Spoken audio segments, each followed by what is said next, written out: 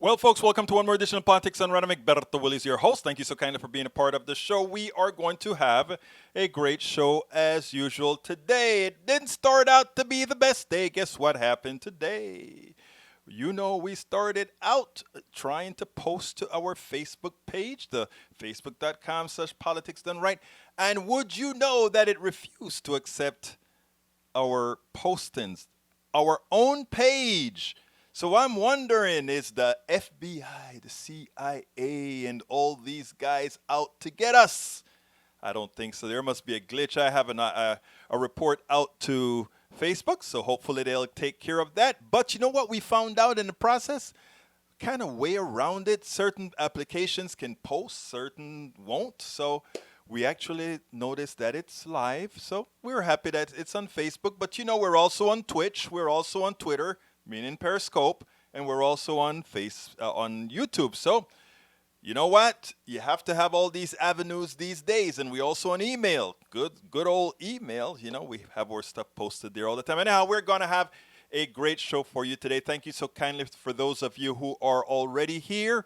If you're just getting here, I ask you so kindly to please share right away. Also, it's a call-in show. I don't have a guest that's going to be interviewed today, so we have some videos, different videos I pull out from MSNBC and other places to show you. But other than that, I'd love to hear from some of you. So give us a call at 346-248-7799, and the ID to get in is 254-600-9091. Again, telephone number 346-248-7799, and the ID code 254-600-9091. And I think what I better do is I'll go ahead and put that into the feed as well.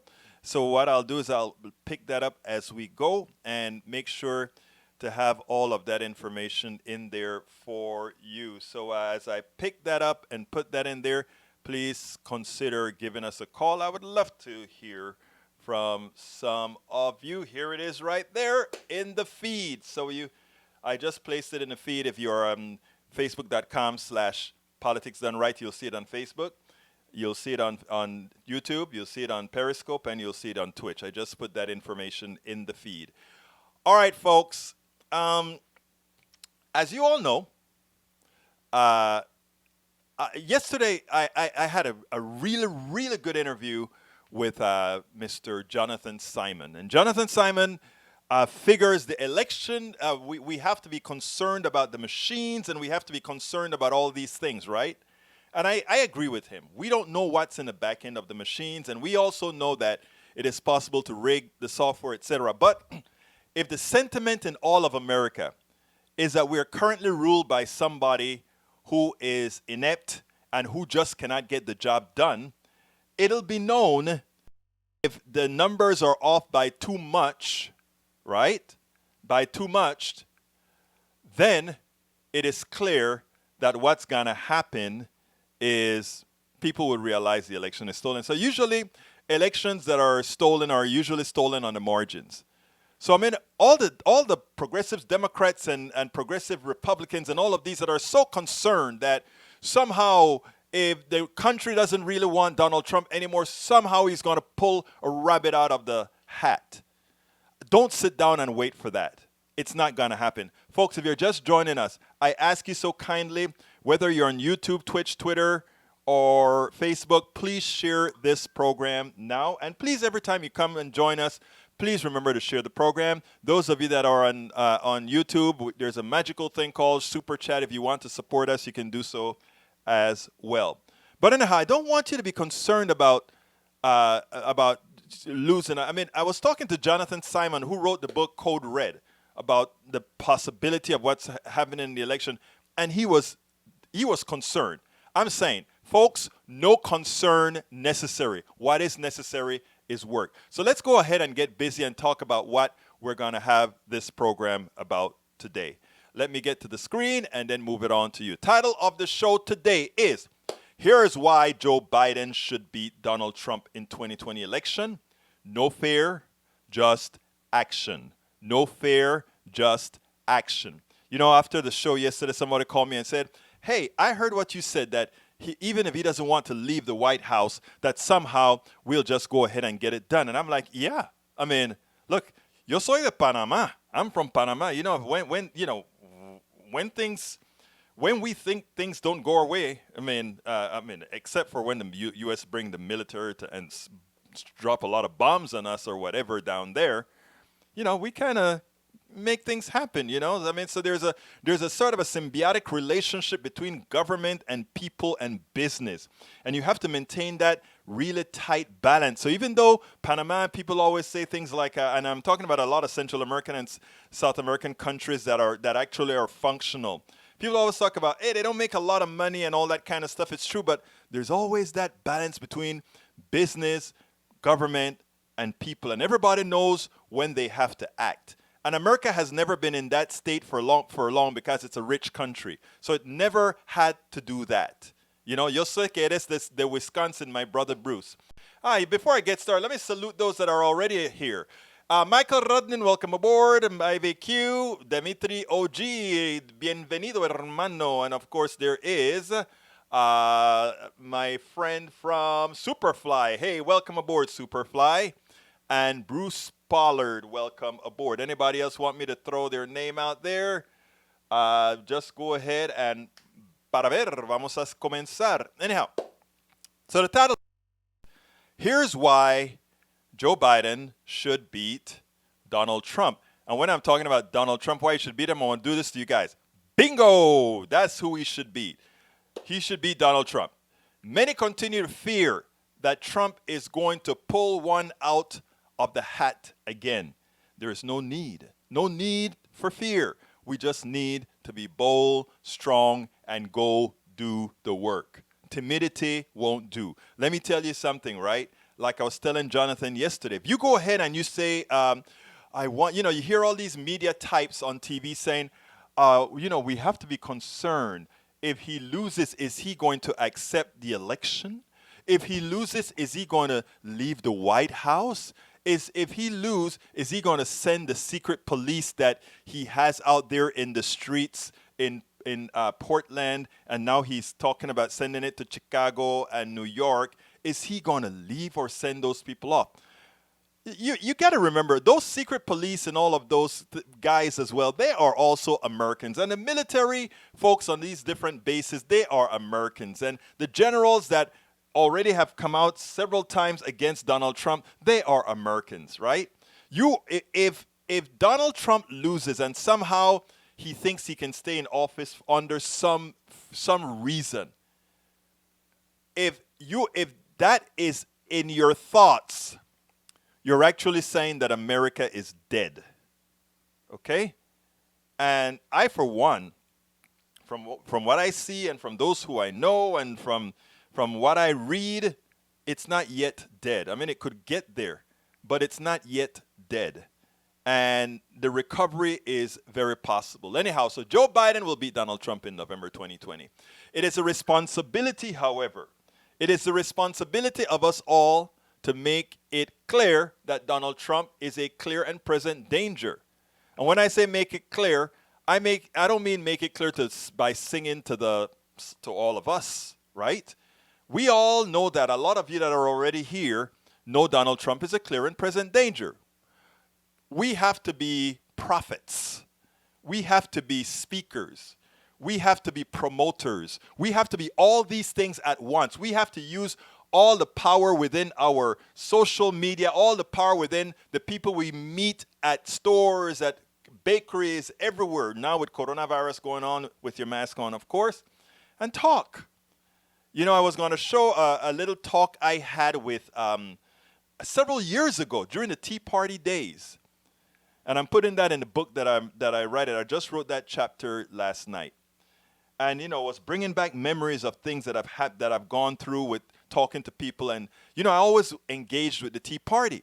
And I met the people, the descendants of Daniel Boone, who live somewhere in Katy or somewhere in West Houston or back there. I went to this bar, this rinky-dinky bar that they were hanging out at. I was doing a lot of work with the iReports at CNN then. And one of the people who worked at CNN said, Egberto, why don't you meet a friend of mine who is a friend of the Moons, who are putting on this huge tea party thing at this bar.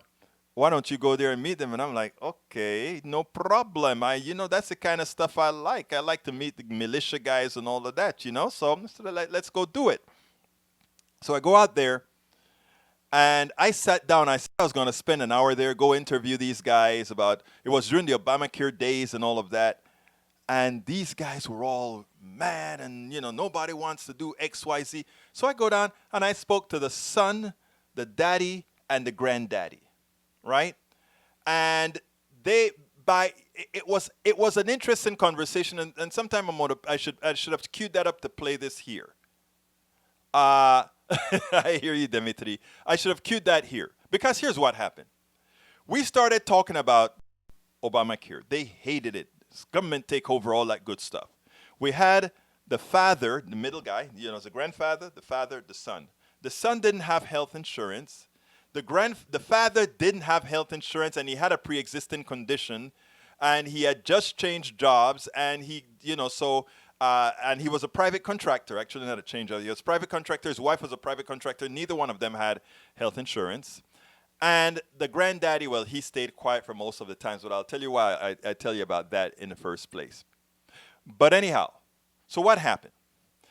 I'm talking to them about Obamacare and why it is that what exactly is wrong with it. And one of the answers was, you see how they run the post office. The government can't even run the post office. How are they going to run healthcare? I prefer the private people to do it. I want to have my choices. And then I went into stories telling them exactly how the insurance companies working. And I ask a lot of questions. When I'm talking to these people, I let them answer the question. I ask the question in a lead-in fashion, and then they answer it. And generally, you know what? They usually give the correct answer. So these people on the right are just as smart as you are, just confused. But they're just as smart as you are. They're not dumb. And we ought to respect them as well, right? So I am talking to this guy, and he starts to agree with the things that I'm saying in the form that we're saying, and he finally turned against the private insurance companies as well in the conversation in his own way. And finally, when I asked the last question about, well, if this program did this for you, and this program did this for you, and it did not infringe on what you considered your freedom, the Tea Party thing is about freedom, When they talk about insurance, they like to talk about freedom. I want to be free. I want to be free to have the choice of insurance companies. That is like a black man saying, I want the choice. I want the freedom to have the choice of who is going to be my enslaver. Is it going to be Mr. Peter? Am I going to be called Peterson, Jackson, or Robinson? Am I going to be the son of Robin, the son of Peter, or the son of Jack? Okay? So, you sit down. That is what, when you support insurance, private insurance companies, right? And you call that freedom, what you're asking for is, who do you want to be your master? Who do you want to tell you which doctor you're going to use, which medicines you're going to take, which procedures you're going to do? Do you want it to be Aetna, Cigna, or the other? That's what your freedom is. And so when I started to explain to them, actually, there's something that they're fighting for at that time in the Obamacare. That was the public option. And the public option was going to compete with all these other private options. But if this public option said, hey, John, you can choose your doctor. Hey, John, you can choose your medicine. Hey, John, you can choose all these things. It doesn't cost more than these private ones that are telling you who you can use. Is that something that would talk to you? And the guy, you'll see it in I didn't cue that interview. I should have. Maybe I'll find it. Find it and play it. And he said, yeah, or something like, I don't remember exactly how he said it. But the thing about it is, during the conversation, in as much as he thought he had the upper hand because we had the reality behind what I was saying, he was actually agreed in his own way and realizing it, And so what the reason I'm bringing that long runaround story is to point out that we have a lot of work to do. We don't have a lot of fear that we need to work with because we have what it is that these people want and are going to need, especially in this pandemic. Because a lot of people, 50 million, 40 million people unemployed right now, 5 million that have lost their health insurance for corporations. And do remember that the other 35 million people are the ones who didn't have insurance in the first place. And every single one of them that are now going to be having a coronavirus experience and having to buy the test themselves and having to buy all these things themselves are going to suddenly realize that the system is bankrupting them. And if Biden does what Biden did, and I want to show you guys what, well, beforehand, let me show you this. What if Biden does what Biden did, and let me show you what Biden did. Because I listened to Biden yesterday in his speech, and I took out a little 2-point-something minute portion to play for you. And this part of Biden's stuff talks to everybody. If you're a Republican, if you're independent, whoever you are, this piece, I think, spoke very well to everybody. Check out Biden here, and you'll see what I'm talking about. I know it's hard to think of a future when you're just trying to get through the crisis at hand. I know that the case of child care facilities across the nation is dire. People are looking for help desperately. And they've had to close their doors and lay off staff. And they're not getting the protective equipment they need to reopen. And the virus hotspots where they exist, and they exist all over the nation, they can't reopen at all. And we're in a child care emergency. And it didn't have to be this way. That's why I'm calling on the president to get the facilities and the resources and the equipment that are needed and get them to them now. Enough. Each day, the pandemic death toll grows. Each day, in some states, more people test positive than the day before. And each day, too many American workers are still out of work and losing hope.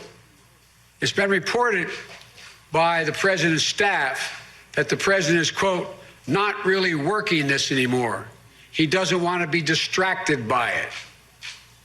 Doesn't want to be distracted by it.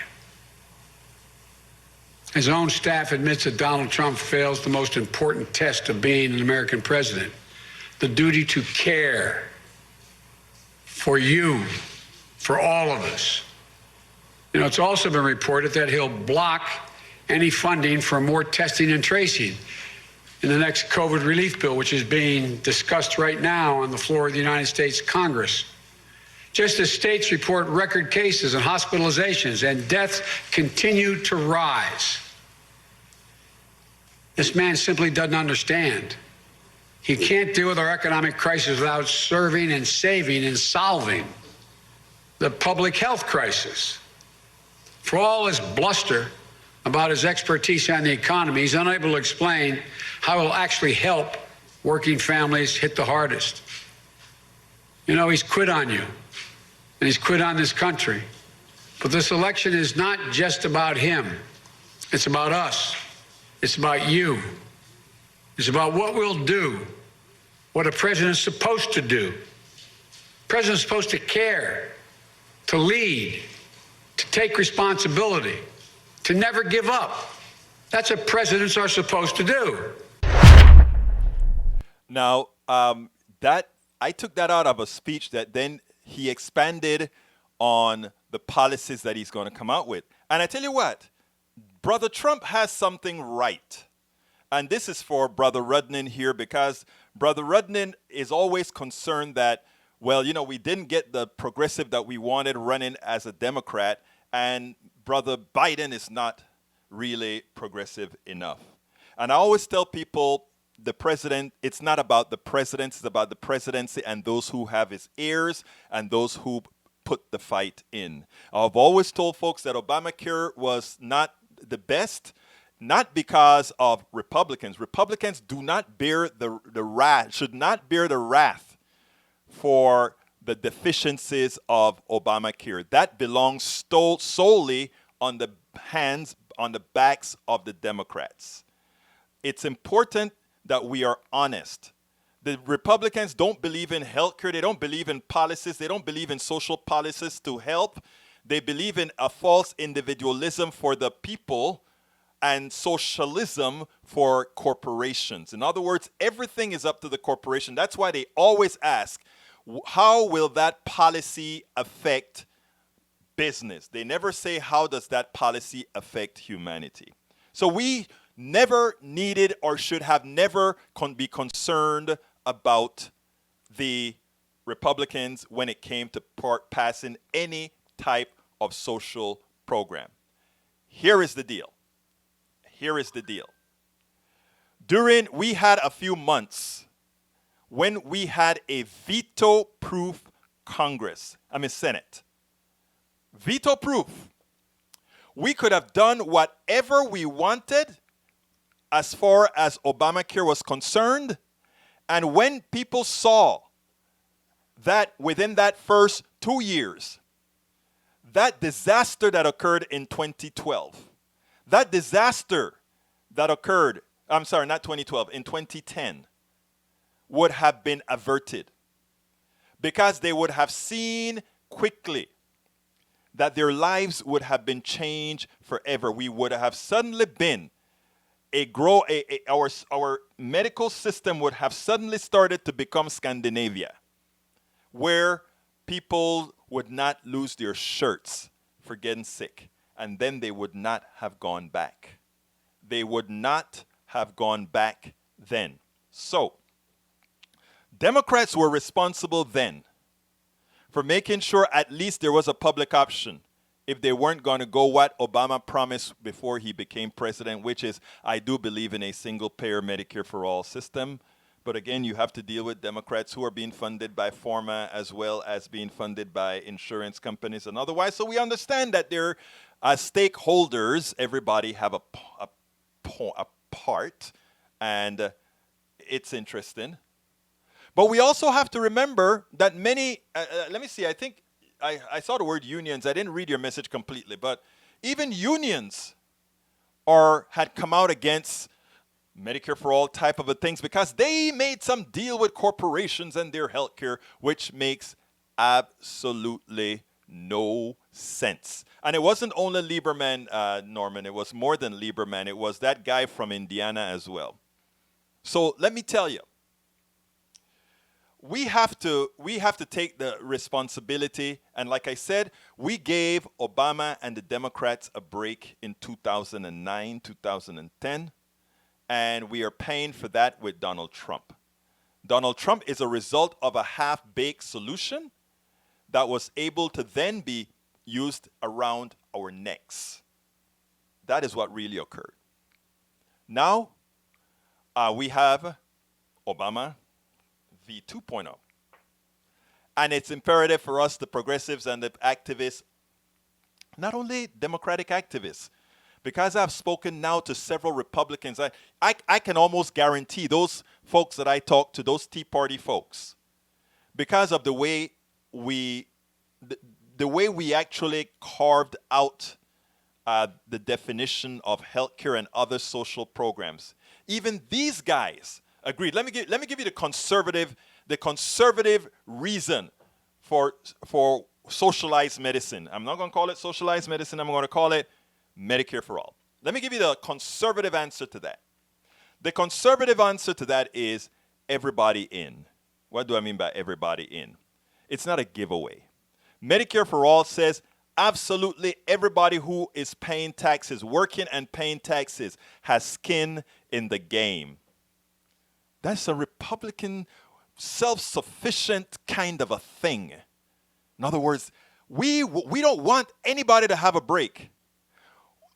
In the hate and the ideological hypocrisy that we had in Congress, when they got rid of the mandate, the individual mandate, in effect, they were saying, we are no longer asking you to be a responsible person and partake in what everybody believes in, because if you get sick or go to the doctor or get ill or whatever, you are going to be going to the hospital. And all of you in this room right now, all of you that are listening to me right now, will be paying for that freeloader. You see, Medicare for All says there are no freeloaders. Medicare for All says you working, you paying taxes. It's coming out of general fund. You're paying all kinds of taxes. So you're in it, baby. Your taxes are going up for everybody because all of us have skin in the game. You're just not giving your money to the insurance companies so that a few fat cats can get rich. You see, we have to change the argument and make sure and show where Medicare for All and all these subjects are not Republican or Democrat, conservative or liberal. They are individual and personal responsibilities. And that's what it is. But the corporations have these people brainwashed into thinking you're losing your freedom. In other words, choosing who is going to be your slave master is losing the freedom. Is Cigna going to be your slave master? Is who do you want to be your slave master? Who? Tell me who. You know? And those are the narratives. So when we go out and we say Joe Biden will beat Donald Trump, we use all those narratives to strangle Donald Trump. And we forget about Biden for all practical purposes. Because Biden is going to sing the darn centrist Democrat stuff. We're going to vote for him. But let him do his thing. Let him get the people he think he can get. Okay, let him do his thing.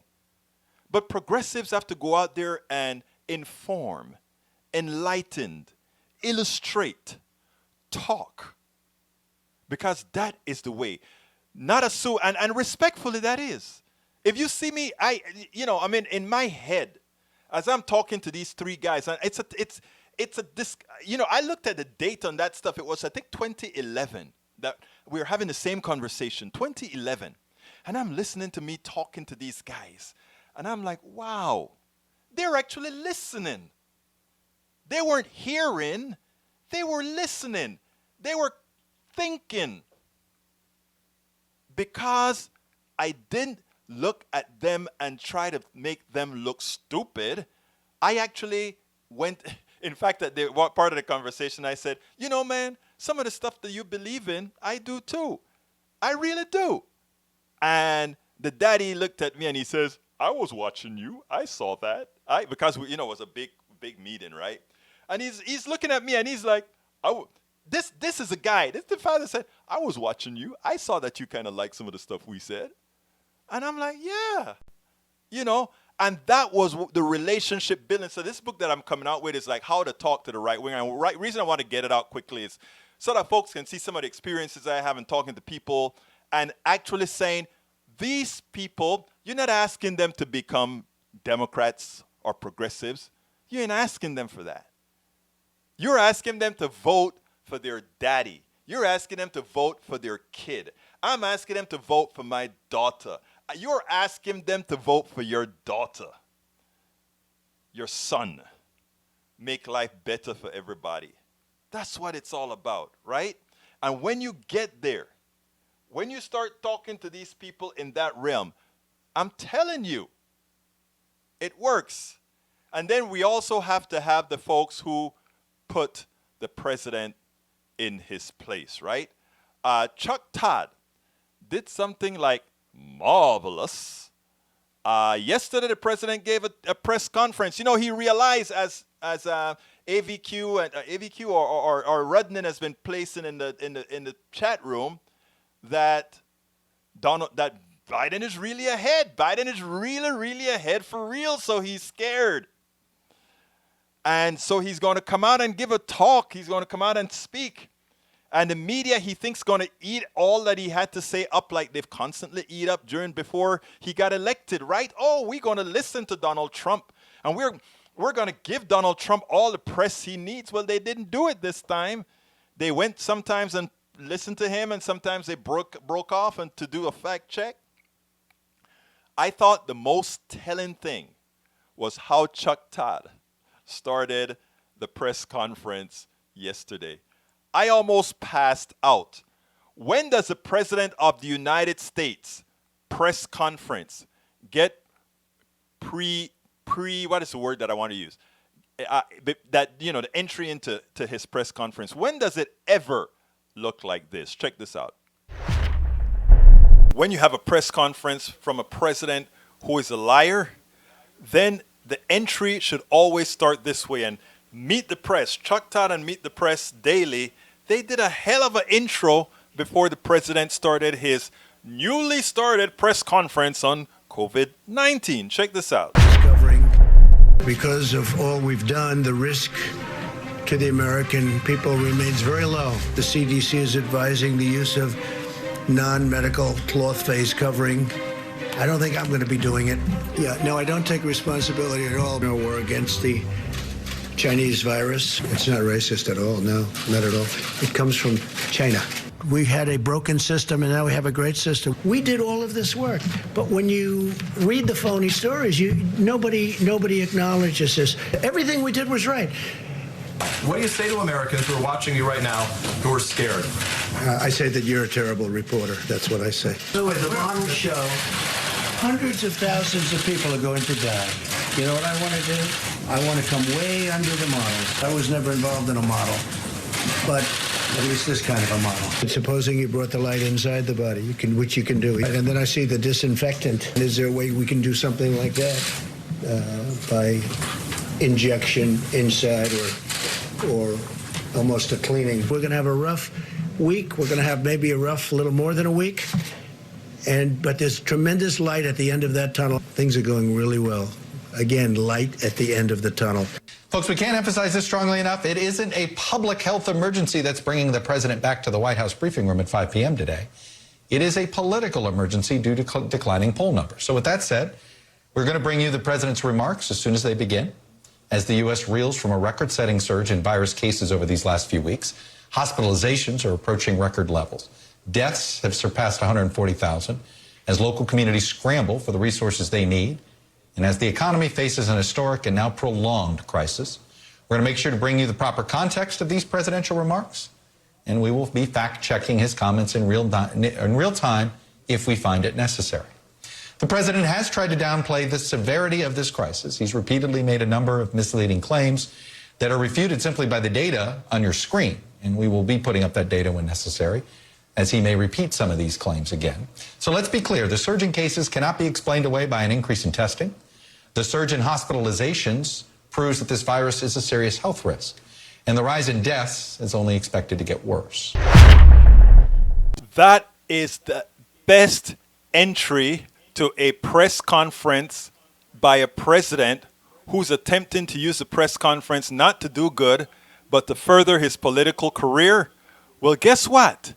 Meet the Press and Chuck Todd preempted him with all the negative he's done, with all his failures, and preempted any lie that he would have told. And it was successful. Man, when I saw that, I almost fell out of my seat. Because here's the thing. The president was late to the press conference, and I can understand why. I really think, he watches MSNBC because they are so far the most critical of him, right? I can imagine him, because he noticed he was reading. They didn't have it in teleprompter. They were reading the stuff, right? So I can imagine what went on there. Oh, my God, I can't use this because the chart's already on the screen. MSNBC has a damn chart on the screen.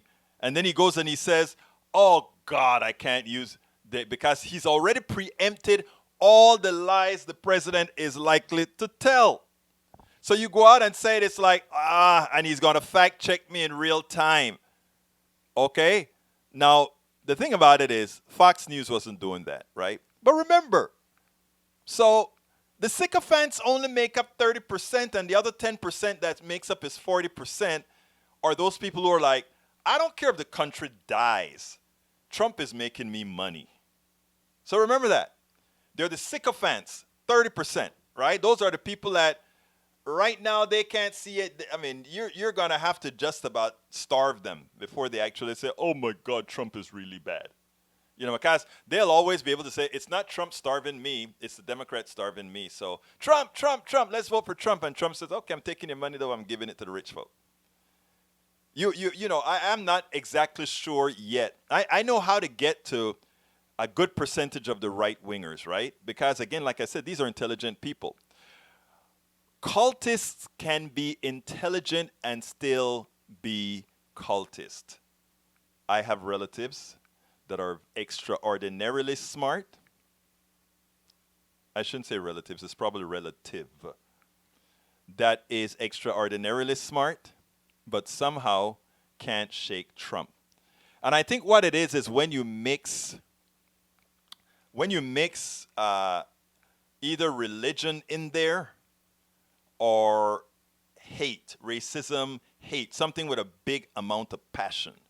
I think that is a magic. You have to mix something with the Trump sauce to get cultish, right? In the case of my family member, I think the church has everything to do with it. And in the case of some of those folk that I know don't go to church, the hate, that racist hate that they've been able to instill in them, saying those people are taking away something that is yours, even though they're not taking away anything. And these people just had an illusion of what was theirs. Because in America, very little belongs to anybody. I always tell the story about, a lot of people think, oh, I've been able to garner these particular bits of assets. Folks, by the way, if you're here with me, please remember, share these programs. If you're on Facebook, please share. If you are on YouTube, please share. And by the way, if you're on YouTube, you can always super chat me, hit that $ super chat us, and keep this program strong and on the air. Before I continue, I got some more videos to show, but I need to go ahead and in the middle here and give my little quick promo, and then we'll move on from there. And that is, if you're, we as a network need your support, point blank. So I want to ask you to become supporters in one of many forms. You can become a supporter by joining our Patreon subscription levels. That you can go to politicsdoneright.com/Patreon. That's one way to become members. That's a preferred way that we ask you to become a member. You can also support us via PayPal, which is politicsdoneright.com/PayPal. Again, that is politicsdoneright.com/PayPal. Likewise, you can become a member on Facebook. We just got permission from Facebook to do that. You can go to politicsdoneright.com/Facebook. That's politicsdoneright.com/Facebook. And of course, you can shop at our store. And at the end of the program, I'll show you what you can shop for at the store, for some of the stuff that you can shop for at the store. But you can go to politicsdoneright.com/store. Okay. Like I said, you've got to mix something. Intelligent people can still be Trump sycophants, even the ones that aren't rich. The rich ones, they're not sycophants to anybody. They just look at the policy this particular president is going to get instituted, and they say, well, this policy is going to save me, so therefore I'm going to vote for this guy because it's good for my bottom line. And that's what it's all about. And there are a lot of people like that. They care nothing about anybody else other than their financial well-being. If you're just with us, please share the program on Facebook, Twitter, Instagram, all the other places. If you're on YouTube, please do the same. So that's what they do. Now, when it comes to getting over that, I am not sure yet. I'm still experimenting with how to work with the sycophants. I haven't yet cracked that nut.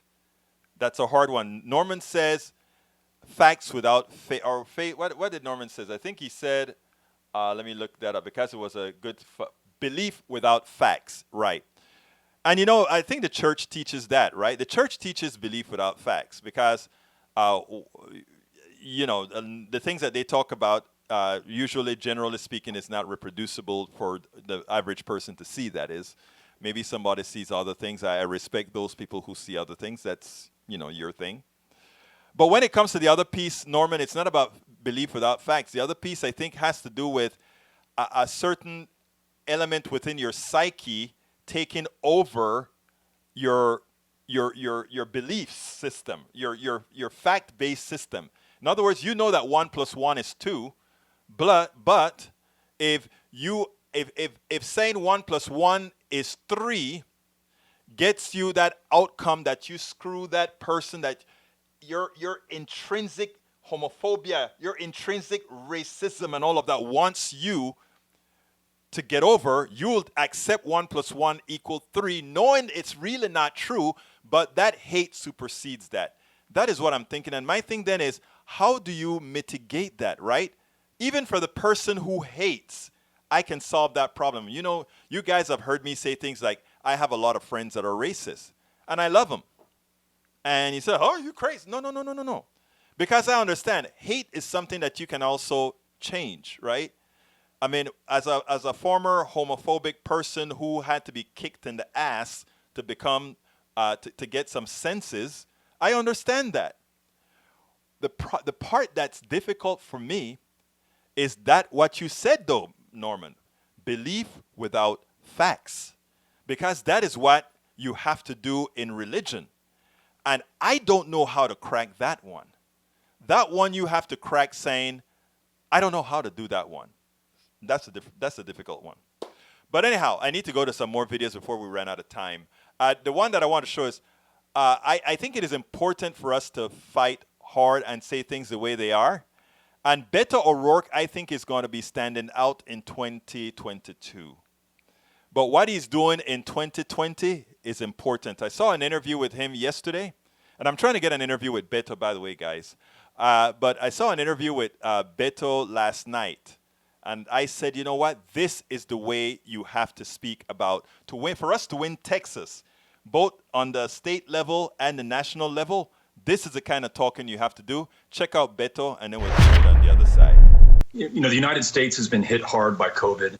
Texas, arguably harder than almost any other state right now, perhaps with the exception of Florida and Arizona. And then within Texas, the Rio Grande Valley, and particularly Hidalgo County, is just getting the stuffing knocked out of it. They're running out of beds and space in their hospitals and clinics. They're running out of nurses and doctors to take care of the patients. It's so bad that some ambulances are waiting up to 10 hours in order to discharge the patients that they picked up because there is no bed there to receive them. There's no longer space in the morgues, in the funeral homes, so they're stacking the bodies in refrigerated trucks right there. And as you pointed out, our governor, Greg Abbott, inexplicably will not only not issue a stay-at-home order for the state of Texas, he will not allow the county judge there, Richard Cortez, to issue one for Hidalgo County to save the lives of the people that he was sworn to serve and to represent. And I want to make sure this is not lost on your viewers. That county is 95% Mexican American. We know that Latinos and African Americans are disproportionately bearing the burden of COVID transmission that is out of control in the state of Texas. This governor, our governor, Greg Abbott, is choosing to allow people to die when he could choose to allow county judges to save their lives. The reason I wanted to bring that up, he laid out the case of all the bad things that are happening to Texans, and all Texans without thinking about party. They're not thinking party. Beto is just talking. They are seeing it on TV. They're seeing the refrigerator trucks. They're seeing people dying and all of that. And then he turns the story on to the governor not allowing these judges in these different counties to do what's necessary to save people, to save these people's lives. He never mentioned about these people being Democrats or anything, these judges being Democrats or otherwise. And then he goes in for the killer. Greg Abbott is allowing these people to die. And you know, I normally say our Republican Party is murdering Texans. I always say that. The Republican Party, they are murdering Texans, and we have to get, just like how the Republicans are usually good at getting over a narrative, these are the kinds of things that we have to repeat. I may be a bit harsh in saying the Republicans are murdering Texans, but the way he expressed it is, you know, just as good, right? In other words, you are causing these people to die. And you don't hear a lot of these politicians equate the policy to death. The policy to death. And that is why when I saw that, I'm like, Beto, that is exactly what we needed we need the politicians to start laying that foundation, building that foundation slowly, so that by the time 2022 comes around, when it's time to take all these folks in the Texas Senate and the Texas Congress out of Texas House out of there, people start equating these are the sellers of death. These are the promoters of death. All these dead Texans that we had during the pandemic died because we didn't have the Medicaid expansion to the Affordable Care. They all died because we used ideology to keep cities open that should have closed for 2 or 3 or 4 weeks to mitigate this and move forward. We had the example, we just have to lay it out. And politicians for too long have been too timid to speak the way Beto just spoke. And Beto wasn't harsh at all. That sounded pretty placé. More placé than I do it, but very placé. And, it was just fine. But the coup de grace, before I go ahead and start talking to you guys on the food, is what brother George Will had to say last night. And I think it's quite interesting because I'm starting to hear a whole lot of more centrist Republicans say this sort of thing. And, George Will is not a centrist Republican. George Will is a Republican to the right, very much conservative, very much to the right. But here's how this interview went between him and Lawrence O'Donnell. Check this out. George Will has gone all the way. 4 years ago, the Pulitzer Prize-winning conservative columnist publicly left the Republican Party when Donald Trump won the Republican presidential nomination. George Will has given us some of the most beautiful anti-Trump prose of the last 4 years. Those years have now turned him completely anti-Republican Party after George Will suffered a series of disappointments watching Republicans in the House and Senate bend to Donald Trump's will. In a recent column, George Will wrote, "The nation's floundering government is now administered by a gangster regime." And yesterday, George Will surprised Susan Page in a discussion for the Aspen Institute when she asked him who he plans to vote for in November. Who do you plan to vote for in November? Biden. Biden. Oh, yes. Have you voted for a Democrat before? Never.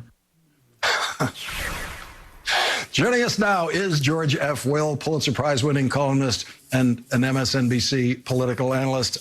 And George, on this being your first 24 hours of publicly declaring you're willing to vote for a Democrat, I thought you might need kind of a friendly embrace from a place where that's welcome news.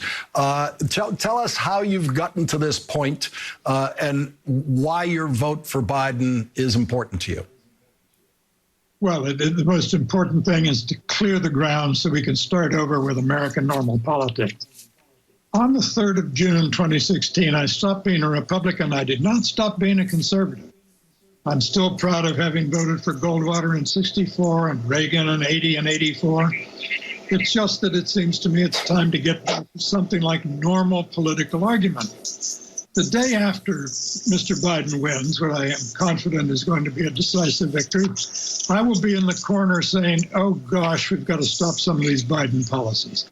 That's the job of a normal, loyal opposition. But what's happened is Donald Trump has cured me of the vice of presidential fastidiousness. I used to say, well, I can't vote for this guy because he's wrong on the capital gains tax. Can't vote for him because he's wrong on the top marginal tax rate. I don't care right now. Let's just get back, as I say, to something like normal politics. And if your party, Lawrence, had in the 1980s nominated Pat Moynihan, our friend, if in the 1970s they'd nominated Scoop Jackson, I would have a record of having voted for a Democrat before. Oh, well, that's fascinating, because I saw in the discussion with Susan, you mentioned Pat Moynihan and made the point that everyone knows, of course, everyone in Washington knows that you have Democratic friends, you've had liberal friends. Pat Moynihan, New York liberal, was your best friend. And it made me wonder, if you had been registered to vote in New York, would you have voted for your friend Daniel Patrick Moynihan for Senate? Yes. Even though in 1976, when he first ran, he was running against another friend of mine, the incumbent senator, Jim Buckley, Bill Buckley's brother. They don't, as you know better, Well, they don't come along like that very often. When they come along, grab the brass ring.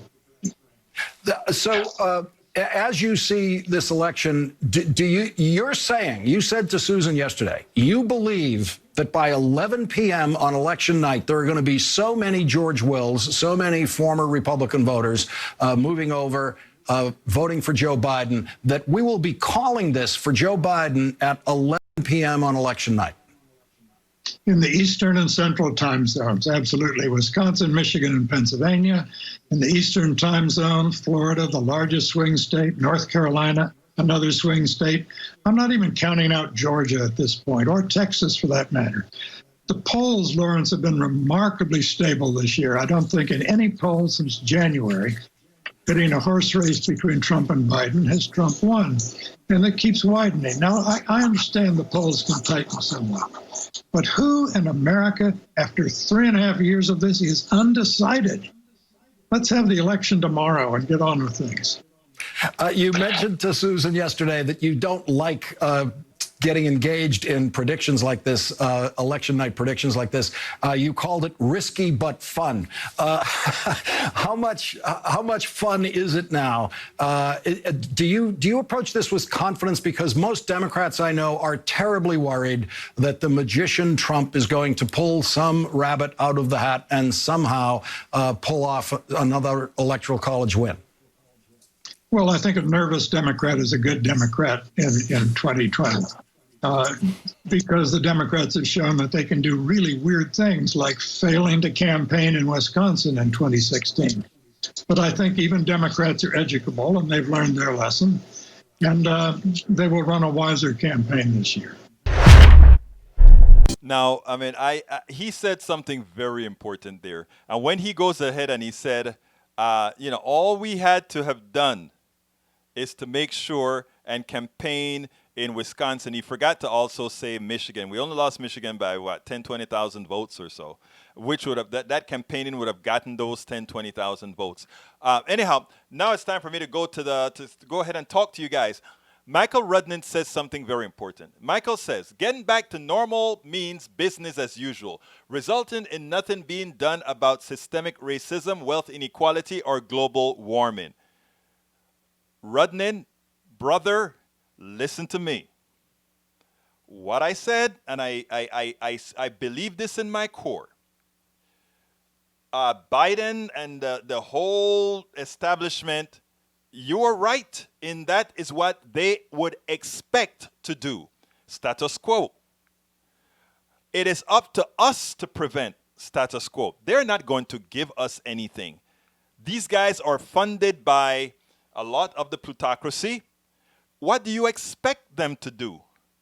What we have to do is remind people of something that is very, very important. What is very important is the following. Right now, they assume money, and I think Dimitri brought this up earlier, because of the Buckley-Valeo Supreme Court case that allowed Citizens United to flourish and all that good stuff to occur, which made money, speech. Look, money is not speech. It is not. Now, let me tell you what gets people's attention.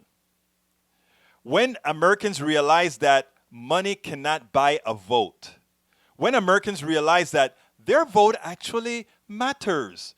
In other words, remember what I told you earlier on, the talking that I do to people that don't think like me.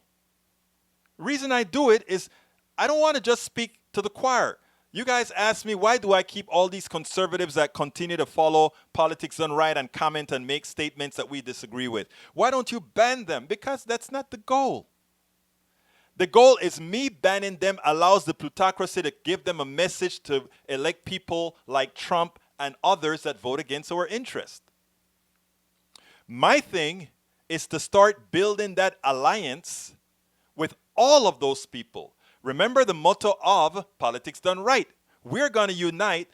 It's a stereotypical statement, folks. For those of you who are here for the first time, it's stereotypical. But we intend to unite the barrios, the ghettos, and Appalachia. Look up the demographics of who is classified as living in those places. When we allow those people to realize that they are the ones who have things in common. They are the ones that have commonality. When they realize that, we win. Because at that point, you can throw all the money against these folks with advertising or whatever. They know that they don't have any money in the bank. They know that they have a student loan that they'll never be able to pay off. They know that they may not even been able to go to college. They know that their home is, after they're dead, their home is gone. They know all these things. They're living it. But people are putting other fears in them. If I can make you a racist, I can let you forget I'm picking your pocket, as Johnson would say. President Johnson of the 60s, that is. If I can put your mind on, and let me play this real quick, because this is exactly what Donald Trump is doing right now with the militias, right? With his secret army. And Brother Franken, Al Franken, former Senator Franken, got it just right. Check what he had to say. This is scary.